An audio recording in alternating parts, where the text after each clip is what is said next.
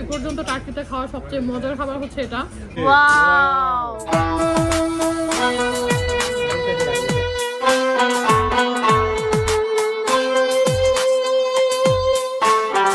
আমাদের ফটোশুট শেষে আমরা চলে এসেছিলাম এই রেস্টুরেন্টে। তোমরা নামটা দেখতে পাচ্ছ, এটার এক্স্যাক্ট প্রোনাউন্সিয়েশন আমি বলতে পারবো না।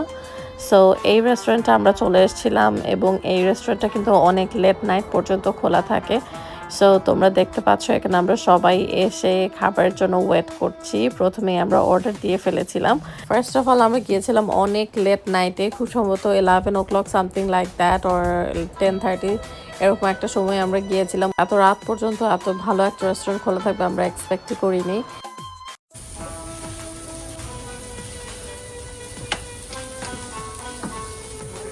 ওরা এত বেশি ফ্রেন্ডলি ছিল যে আমাদেরকে কিচেন পর্যন্ত অ্যাক্সেস দিয়ে দিয়েছিল। সো দেখতে পাচ্ছ কি সুন্দরভাবে খাবারগুলো এখানে রেডি হচ্ছে। অ্যান্ড এই স্মোকি ফ্লেভারটা যে এত এত এত নাইস ছিল। অর্ডারটা বানানো হচ্ছিল, দেখতে পাচ্ছ কিভাবে রাইসটা সেট করে দেয়া হচ্ছে। দুই ধরনের অর্ডার রেডি করা হচ্ছিল, একটা মিক্স প্ল্যাটার আর একটা আদানা।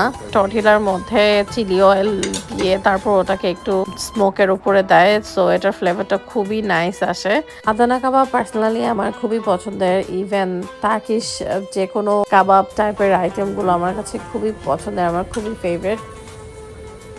সো এখন দেখো কিভাবে আদানা কাবাবটা নামাচ্ছে। তুমি যদি ফুডি হয়ে থাকো আর তোমার সামনে যদি এভাবে আদানা কাবাব নামায়, ও মাই গুডনেস, এটা হচ্ছে another level of satisfaction.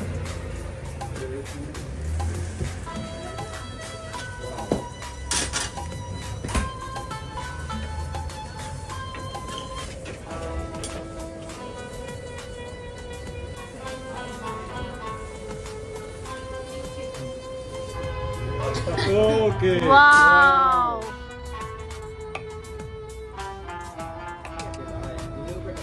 Together. Wow! সবার সেম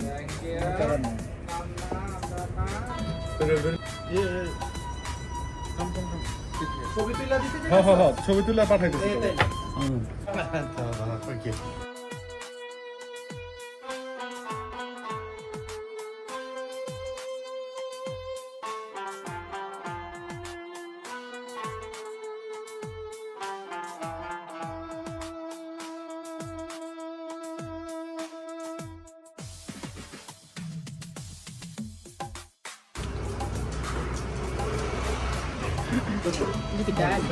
আমি অলরেডি খাওয়া স্টার্ট করেছি, তারপর মনে হচ্ছে যে ভিডিও করা লাগবে।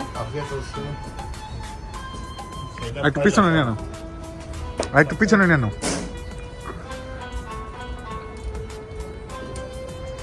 আমরা হচ্ছে একটা মিক্স প্ল্যাটার নিয়েছিলাম, আর এটা হচ্ছে আদানা উইথ রাইস। আমার কাছে মনে হচ্ছে যে এই পর্যন্ত টার্কিতে খাওয়া সবচেয়ে মজার খাবার হচ্ছে এটা, যদি আমি সবকিছু এখনো খাইনি।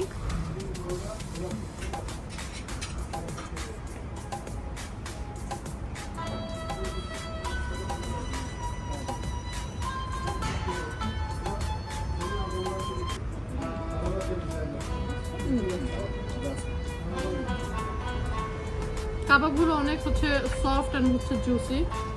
আমরা খাওয়া দাওয়া শেষ করে সরাসরি হোটেলে চলে আসলাম এবং এটা হচ্ছে আমাদের আরেকটা রুম। এটা আমাদেরকে হোটেল থেকে চেঞ্জ করে দিয়েছিল। এখন আমি তোমাদেরকে আমাদের রুমটা দেখানোর চেষ্টা করছি। রুমে অনেক বড় একটা উইন্ডো ছিল, এখান থেকে ইস্তাম্বুলের রাতের ভিউ দেখা যাচ্ছে।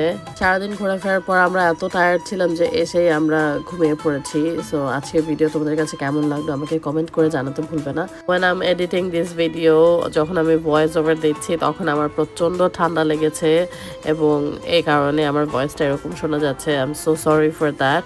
ইস্তাম্বুলের ভিডিওগুলো তোমাদের কাছে কেমন লাগছে এটা আমাকে কমেন্ট করে জানাতে ভুলবে না। তোমাদের সাথে নেক্সট ভিডিওতে আবার দেখা হবে। সে পর্যন্ত সবাই ভালো থেকো, সুস্থ থেকো। আল্লাহ হাফেজ।